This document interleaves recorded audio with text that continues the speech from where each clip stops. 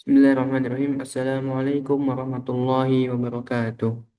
Alhamdulillahi rabbil alamin wa bihi nasta'in wa ala umuri dunya waddin. Wassalatu wassalamu ala asrafil anbiya'i wal mursalin wa ala alihi wa ashabihi ajma'in amma ba'du. Alhamdulillah, alhamdulillah teman-teman. Perkenalkan, nama saya Muhammad Taqi Usmani.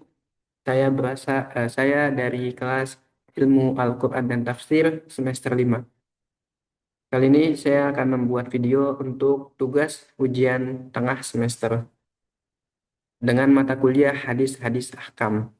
Nah, pada video kali ini, saya akan membahas tentang pelecehan seksual dan perlindungan terhadap perempuan. Baik, hadis yang kita ambil yaitu hadis Bukhari dengan nomor 6674. Bunyi hadisnya yaitu Haddatsana Mahmud, Haddatsana Abdul Razzaq, Akhbarana Ma'mar, An Zuhri, An Urwah, An Aisyah radhiyallahu anha qalat kana an-nabiy sallallahu alaihi wasallam yubayi'u an-nisaa bil kalami bihadzal ayah la yushrikna billahi syai'an. Qalat wa ma massat yadu Rasulillah sallallahu alaihi wasallam yada imra'atin illa imra'atan yumlikuha. Yang artinya telah menceritakan kepada kami Mahmud, telah menceritakan kepada kami Abdul Razak, telah mengabarkan kepada kami Ma'mar dari Az-Zuhri, dari Urwah, dari Aisyah radhiyallahu anha mengatakan Nabi Shallallahu alaihi wasallam membaiat wanita cukup dengan lisan, tidak berjabat tangan, dengan ayat ini, untuk tidak menyekutukan Allah dengan sesuatu apapun, sampai akhir ayat. Quran Surat Al-Mumtahanah ayat ke-12. Kata Aisyah, tangan Rasulullah Shallallahu Alaihi Wasallam sama sekali tidak pernah menyentuh wanita selain wanita yang beliau miliki, yaitu adalah istrinya. Hadis riwayat Bukhari. Baik, langsung saja kita langsung masuk ke takhrij hadisnya. Yang pertama itu adalah Aisyah binti Abi Bakar As-Siddiq. Ya, beliau wafat di tahun 58 Hijriah. Nah, berasal dari Madinah dan beliau adalah Ummu Mukminin, dan Aisyah juga adalah seorang sahabiat yang mana udah pasti adil. Yang kedua itu ada Urwah bin Abdul Razzaq, Urwah bin Az-Zubair bin Al-Awwam bin Khuwailid bin As'ad bin Abdul Izzi bin Qub. Ya, beliau juga wafat pada tahun 93 Hijriah. Beliau dari Madinah. Kemudian kunyah beliau adalah Abu Abdullah. Dan komentar-komentar para ulama tentang beliau yaitu ada Ali Ajli. Beliau menyebutkan bahwa Urwah ini siqah. Kemudian Ibnu Hajar berkomentar juga siqah. Kemudian Ibnu Hibban disebutkan dalam as-siqat. Ya, beliau adalah tabi'in kalangan pertengahan. Kemudian yang ketiga yaitu ada Muhammad bin Muslim bin Ubaidillah bin Abdullah bin Syihab. Wafat pada tahun 124 Hijriah. Beliau dari Madinah. Kunyahnya kunyah Abu Bakar. Kemudian komentar para ulama tentang beliau, Ibnu Hajar Al-Asqalani berkomentar bahwasannya beliau adalah seorang yang faqih, hafiz, mutqin. Az-Zahabi juga berkomentar seorang tokoh tabi'ut tabi'in kalangan pertengahan. Kemudian yang keempat ada Ma'mar bin Rashid. Ya, beliau wafat pada tahun 154 Hijriah. Beliau dari Yaman. Kemudian kunyahnya Abu Urwah. Nah, kemudian komentar ulama terhadap Ma'mar ini, Yahya bin Ma'in menyebutkan bahwasanya beliau siqah, kemudian Al-Ajli menyebutkan juga siqah, Abu Hatim Salihul Hadis An-Nasa'i siqah, Ma'mun Ibnu Hibban disebutkan dalam As-Siqat. Ibnu Hajar Al-Asqalani juga menyebutkan bahwasanya beliau siqah sabat. Ya. Kemudian beliau Ma'mar ini dari kalangan tabi'in, dari kalangan tua. Kemudian yang kelima ada Abdul Razak bin Hammam bin Nafi. Kemudian beliau wafat pada tahun 211 Hijriah. Beliau berasal dari Yaman. Kunyahnya masih kunyah Abu Bakar. Kemudian komentar-komentar ulama terhadap beliau, di antaranya Abu Daud menyebutkan siqah, Al-Ajli juga menyebutkan siqah, tapi tertuduh beraliran Syiah. An-Nasa'i sabat, Ya'qub bin Syaibah siqah sabat, kemudian Ibnu Hibban siqat, kemudian Ibnu Adi la ba'sa bih. Kemudian Ibnu Hajar Al-Asqalani berkomentar siqat, Hafiz Az-Zahabi juga komentar bahwasanya beliau seorang tokoh. Beliau Abdul Razak bin Hammam bin Nafi berasal dari kalangan tabi'in, kalangan biasa. Kemudian yang keenam ada Mahmud bin Ghailan. Beliau wafat pada tahun 239 Hijriah dari Baghdad. Kemudian kunyah beliau Abu Ahmad, dan komentar para ulama tentang beliau yaitu pertama An-Nasa'i menyebutkan bahwasanya beliau siqah.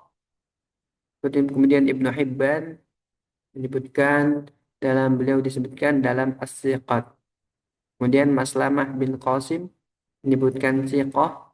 Ibnu Hajar Al-Asqalani juga menyebutkan siqah. Kemudian beliau berasal dari tabi'in, kalangan pertengahan. Kemudian yang ketujuh, yang terakhir itu adalah Abu Abdullah Muhammad. Beliau wafat pada tahun 256 Hijriah. Beliau berasal dari Bukhara. Dan kunyah beliau adalah Abu Abdullah. Beliau adalah imam hadis. Komentar para ulama terhadap beliau yaitu adalah mudawwim. Baik, langsung saja kita ke poin-poin hadisnya. Yang pertama, hadis-hadis yang tadi kita sebutkan itu ada poin-poinnya. Ada 5 poin. Yang pertama itu adalah menjaga kehormatan dan batas interaksi antara laki-laki dan perempuan. Dan yang kedua, menjaga preventif terhadap pelecehan dan kekerasan seksual. Yang ketiga, teladan kepemimpinan yang bermoral dan beretika. Kemudian yang keempat, penghormatan terhadap hak dan martabat perempuan. Dan yang kelima adalah nilai spiritualitas dalam hubungan sosial. Nah, kita langsung masuk ke studi kasus. Tadi disebutkan bahwasannya Rasulullah SAW tidak menyentuh, membaiat wanita dengan tidak menyentuh lawan jenis. Kemudian kita masuk ke studi kasus, bagaimana dengan para pejabat negara yang ada kepentingan politik yang mana mengharuskan ia berjabat tangan dengan lawan jenis. Baik, nah kita penyelesaian masalahnya itu adalah para pejabat yang sering dihadapkan pada tuntutan berjabat tangan dengan lawan jenis tetap berada dalam bingkai hukum syariat yang mengharamkan sentuhan antara laki-laki dan perempuan ajnabi sebagaimana dicontohkan Rasulullah Shallallahu Alaihi Wasallam. Secara fikih, kedudukan sosial kedudukan sosial atau formalitas jabatan tidak termasuk dalam kategori darurat yang membolehkan hal-hal terlarang, sehingga hukum dasar tetap tidak berubah. Sehingga hukum dasar tetap tidak berubah.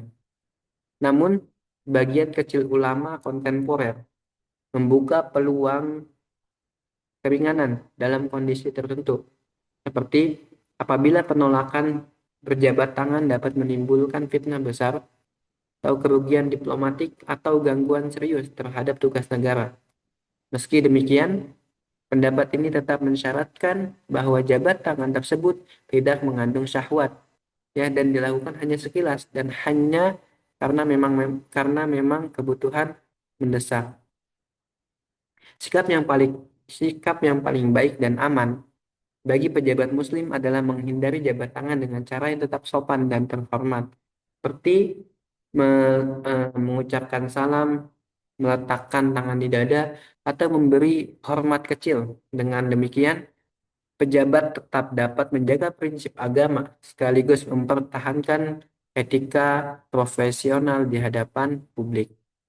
Nah, ini adalah sikap terbaik dan solusi yang praktis, ya, untuk para pejabat ataupun para petinggi-petinggi negara yang harus berurusan dengan lawan jenis yang ketika itu harus berjabat tangan. Sikap terbaik dan solusi praktisnya yaitu adalah eh, para ulama menyarankan agar pejabat muslim mencari solusi profesional tanpa menyinggung pihak lain. Cara yang masih sopan secara internasional yaitu adalah dengan meletakkan tangan di dada sambil tersenyum dan memberi sedikit tundukan kepala. Kemudian mengucapkan kalimat sopan. Contohnya, maaf, sesuai kepercayaan saya tidak berjabat tangan, tetapi saya sangat menghormati Anda. Kemudian mengganti jabat tangan dengan salam verbal atau anggukan hormat atau isyarat tangan. Nah, cara seperti ini diterima secara luas di banyak forum internasional dan dianggap itu sudah suatu hal yang normal untuk pemeluk agama tertentu. Kemudian pendapat ulama tentang ini, pendapat ulama kontemporer. Pendapat ulama yang tetap mengharamkan secara mutlak di antara lain adalah Lajnah Daimah Saudi, kemudian Syekh Ibn Baz, kemudian Syekh Al-Albani, kemudian Syekh Ibnu Utsaimin, dan mereka menegaskan bahwa profesi jabatan atau pertemuan resmi bukan suatu alasan untuk membolehkan sentuhan terhadap lawan jenis. Kemudian, para ulama yang membolehkan atau memberikan rukhsah atau kelonggaran dalam kondisi tertentu, yaitu seperti Yusuf Al-Qaradawi, Wahbah Al-Zuhaili, Abdullah bin Bayyah. Mereka membuka ruang bahwa ada syaratnya. Bila jabat tangan tidak mengandung syahwat dan tidak mungkin menghindar tanpa menimbulkan fitnah politik, sosial, atau gangguan urusan besar dan hanya sekilas formal, maka hal itu masuk kategori hajah atau kebutuhan yang tidak sampai haram mutlak, tetapi tetap tetapi tetap lebih utama dihindari. Namun, pendapat ini minoritas dan umumnya penuh syarat. Kemudian kita masuk ke kesimpulan hukum.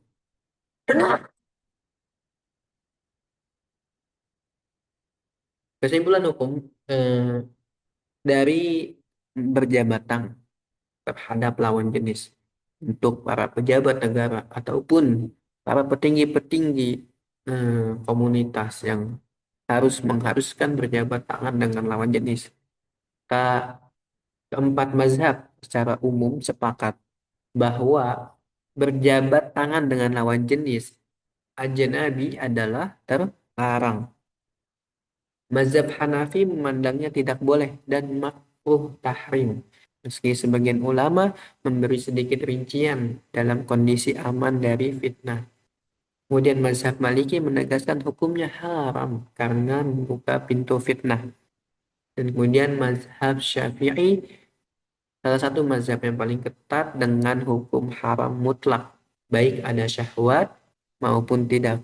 Sedangkan mazhab Hambali juga menetapkan haram mengikuti praktik Nabi Muhammad SAW yang tidak menyentuh perempuan ajnabi. Dengan demikian, ringkasan dari empat mazhab menunjukkan satu garis besar, yaitu adalah jabat tangan dengan perempuan ajnabi tidak diperbolehkan dalam fikih klasik. Ya, jadi itu mungkin eh, kesimpulan dari kasus kita pada kali ini, yaitu berjabat tangan dengan lawan jenis. Para ulama sangat-sangat tidak membolehkan ataupun bahkan haram ya. Ada ulama yang seperti mazhab Hanafi memandangnya tidak boleh, tapi membolehkan sebagian ulama memberi sedikit rincian dalam kondisi aman dari fitnah. Boleh, cuman ada syaratnya. Itu tadi yang syaratnya tidak boleh mengandung syahwat dan hanya sekilas. Karena itu nggak mungkin kita menghindar dari jabat tangan, takutnya dapat menimbulkan fitnah politik, fitnah sosial, atau sampai-sampai mengganggu urusan negara. Baik, mungkin itu saja yang bisa saya presentasikan pada video kali ini. Kurang lebihnya saya mohon maaf apabila ada kata-kata saya yang salah dan menyinggung teman-teman semua. Wabillahi taufiq wal hidayah. Assalamualaikum warahmatullahi wabarakatuh.